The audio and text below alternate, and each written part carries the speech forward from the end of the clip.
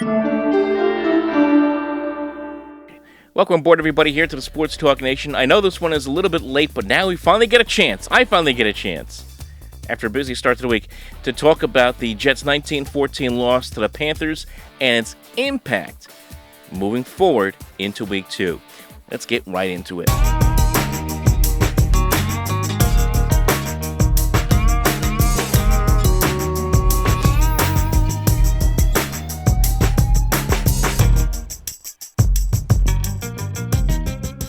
All right, so folks, let's talk about what happened here. Again, Jets losing, as we all know, by a count of 19-14 to the Carolina Panthers to open the season, and it really wasn't, in a lot of ways, anything that wasn't expected. We knew, young team, new head coach, new quarterback. You got 7 rookies on each side of the ball. This was going to be a difficult opener against the Carolina team that has a very good defense and also has a lot of playmakers on the offensive side of the ball, especially with Christian McCaffrey now healthy and returning at running back. So it was going to be very difficult for the Jets to begin with in this football game. And really, the biggest takeaway I get from this is I know that a lot of people in the media want to run with the Sam Darnold revenge game in a lot of ways. And yes, certainly Darnold had his moments. He had his two biggest impacts of this game was the obvious, the 57-yard touchdown pass to Robbie Anderson and the scramble for a touchdown, both of which were very similar to what he did when he was here with the Jets. So you knew that was going to be a very strong possibility to happen against a young Jets secondary and defense. You knew that Darnold was, if he had the opportunity with Robbie Anderson in single coverage, he was going to try to take advantage of that. And he did just that for the big touchdown. But really, other than those two plays, a lot of things for Darnold from the Panthers' standpoint were checkdowns. Christian McCaffrey had 89 yards receiving on the day. Really, he was a huge difference maker in the game, having well over 170 total yards in the game, both receiving and running for that matter.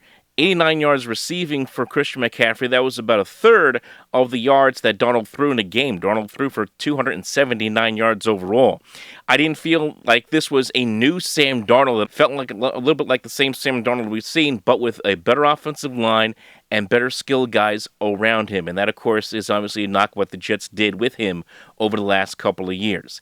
That being said, I think the other big thing that stands out for me and for a lot of people, obviously, from this Jet game is how horrible this offensive line was. We went into the season thinking that this was going to be something of a strength, that the Jets, had rebuilt this offensive line, less by the offensive line, especially with Mekhi Becton and Elijah Vera Tucker, and maybe even Morgan Moses getting a chance at right tackle. Well, we all found out that Moses ended up losing that job to George Font, who ended up getting swallowed up by the Carolina Panthers defense. There wasn't a moment to where you could blink and you didn't see somebody from the Carolina Panthers in the Jets' backfield in this football game. Zach Wilson was under siege the entire afternoon, especially in the first half. Sacked 6 times, hit 10 times, didn't have a lot of chances and opportunities to set his feet and throw. Had a very rough day, especially in the first half. And, the stats do not lie. I mean, sometimes they say we all relied too much on stats. They don't lie as far as this game was concerned, because Zach Wilson, first half, there they are, 6 out of 16, 84 yards, interception, averaging only 5.3 yards an attempt. Second half, much better when the offensive line finally started to protect him a little bit better. They just started to check things down a little bit more, short intermediate throws, and then, of course, opened it up a little bit later on when they finally put Denzel Mims into the game. I'll get into that in a second, too. But 14 out of 21, 174 yards and 2 touchdowns, settled in nicely in the second half. So that is really their biggest concern, and my biggest concern for this Jet team is, man, their offensive line just did not look good. And they have the bad news around Mekhi Becton, who injured his knee in the third quarter of the game, and now he is out 4 to 6 weeks with a dislocated knee. Now, I heard some people say that, players like a Patrick Mahomes dislocated his knee, was out for a couple weeks. A little bit different here with an offensive lineman, especially a big guy like Becton, who is over 370 pounds. This could be a while, and you got to be very careful with knees, especially with big guys and offensive linemen like Mekhi Becton. So it's going to be a long time, you have to imagine, before we see him again. You're going to see Font now move back as we saw in the second half of the game, move over to his more natural spot at left tackle, and Morgan Moses, who I thought was going to be the starting right tackle on this team. Well, now he's going to get that chance. He will now be at right tackle moving forward. But this is not the offensive line the Jets certainly had hoped for. They wanted a healthy Mekhi Becton at left tackle, along with Elijah Vera Tucker in his rookie year. They are protecting the blind side of Zach Wilson, and that will not be the case for at least 6 weeks, if not a little bit more. So that is a big loss for the Jets. And really, this has been a year already of the Jets enduring a lot of injuries. You have the injury to Becton, you have the injury to Carl Lawson, Vinny Curry, those two guys lost for the year. Now you have the news that LaMarcus Joyner with a torn triceps, he is out for the year. And then, of course, Brandon Mann, the punter, who took a vicious hit on a play that I'm surprised they didn't flag the Panthers for roughing the kicker or running into the kicker at the very least. Instead, they called a holding on the Jets for that matter on that play. He is now out for 4 to 6 weeks with a sprained knee. Man, it feels. And I saw a lot of Jet fans going out there saying, same old Jets and panic online. I wouldn't say that. This is again as a young team. They showed a lot of how raw they really are, especially against a veteran team in the Carolina Panthers. They got a ways to go. But what you have to like from the game is the fact the Jets responded well in the second half. They had a couple of nice touchdown drives. They opened things up for Zach Wilson. You saw some of the off-schedule plays where he's rolling around the pocket. The touchdown pass to Corey Davis, the first one that got the Jets to within 16-8. But there are things that you liked from it. The thing is, can the Jets now carry that over moving forward into a Week 2 game against the New England Patriots, who lost their opener to the Miami Dolphins 17-16. As we all know, the Patriots starting with Mac Jones at quarterback. The only difference being is that Mac Jones has a bunch of talented players around him and, of course, has Bill Belichick as his head coach. So you have to think at least an advantage to the Patriots from that standpoint. I will say that the one thing that is, even though Mac Jones does have a lot of talented players around him, like Damian Harris, who ran for 100 yards last week, Nelson Aguilar, James White, Jonnu Smith, and then, of course, defensively, of course, the Patriots are loaded with a lot of veteran players.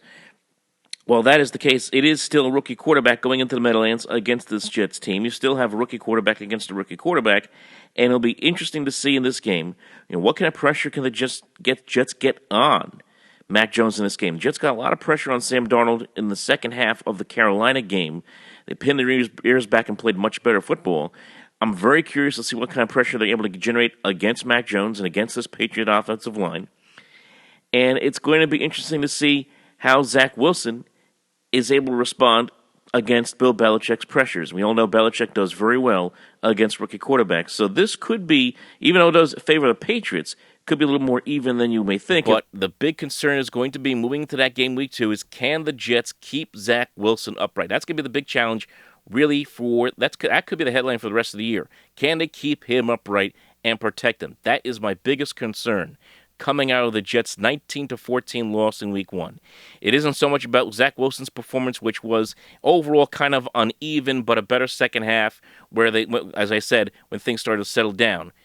And it isn't so much on Robert Saleh, who I thought, with the exception of a couple of decisions here and there, at least as far as personnel, like Denzel Mims, who seems to be in the doghouse with the Jets still, for that matter. And then they finally put him in at the end of the game, and of course he has that spectacular 40-yard reception. Other than that, I thought he had a good game. One thing I did like seeing from Saleh is that you felt that you really could see from him on the sideline. He was really annoyed by what was going on in that first half. Certainly rallied the troops at halftime, and they got the message, and they play much more spirited football, especially defensively, when they started to get after Darnold a little bit more in the second half of that game. So this is a team that's still learning, and it's going to be learning how to win on the fly, for that matter. And any win any wins the Jets get this year, enjoy it, and hopefully it's a stepping stone moving in the right direction, for that matter. Now, as far as the Giants are concerned, well, a little bit of a different situation, because they were expected to be a good team this year, at least be a team that would, maybe push for the playoffs a little bit, push in this bad NFC East, and they looked flat in Week 1 against the Denver Broncos. Defensively, they had no answer, none, for Teddy Bridgewater, who looked fantastic. throwing for 260 yards, 2 touchdowns. They had no answer for Melvin Ingram Jr., who had a 70-yard touchdown run on the defensive side. And then, of course, Daniel Jones having another rough day. A couple of sacks, fumbled the ball in a big spot with the Giants down 10 points. That ended up being a big turnover in the game. Wasn't that great. And then, of course, the fact that the offense didn't do much other than Sterling Shepard, not much else coming from anybody else on this offense for the Giants, as they are now 0-1, and they are now going into a game against Washington, the Washington football team on Thursday night. And the Washington football team coming off of a loss to the Los Angeles Chargers in Week 1, 20-16. But the big story there being Ryan Fitzpatrick injuring his hip. He is now out 6 to 8 weeks.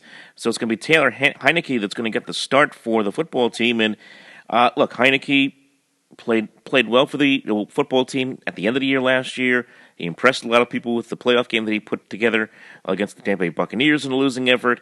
But that being said, it is still an opportunity there for the Giants.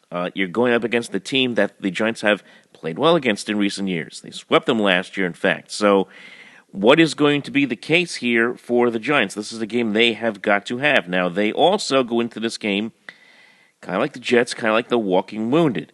Just taking a look right now, Saquon Barkley listed as questionable for the game. Evan Ingram is reportedly going to be ruled out for the game, as is guard Shane LeMahieu and offensive outside linebacker Cam Brown also out. So the Giants are banged up going into this one, but this is a big game in the division. Two teams that have expectations that they can contend in this division, so there is certainly going to be a lot at stake. That will be if the Giants lose that game and drop to 0-2. Really, the case for either one. Drop to 0-2 could be getting late early, and especially for a Giant team that needs to play much better football than this. And you take a look at that Giant schedule moving forward. You get the Falcons after that, then the Saints and the Cowboys and the Rams going into mid-October. There are not too many opportunities for the Giants where you can look at that schedule and say, yeah, it's a win here, win here, win here, win here. They need to find a way to get it together and get a win on a Thursday night in Washington to settle things down. Otherwise, you're going to see Giant fans getting even angrier, for that matter, about this team. And already they're wondering whether Daniel Jones, we were wondering this even before the season started, whether Daniel Jones was the answer at quarterback for this football team. But again, he even goes beyond just him. So that's really where we are right now, folks, going into Week 2. We will talk to you next time, and I do apologize. I know I was allowed to do this on Sunday, but crazy schedule, and you got to adjust on the fly. We will talk to you next time right here on the Sports Talk Nation. Like and subscribe.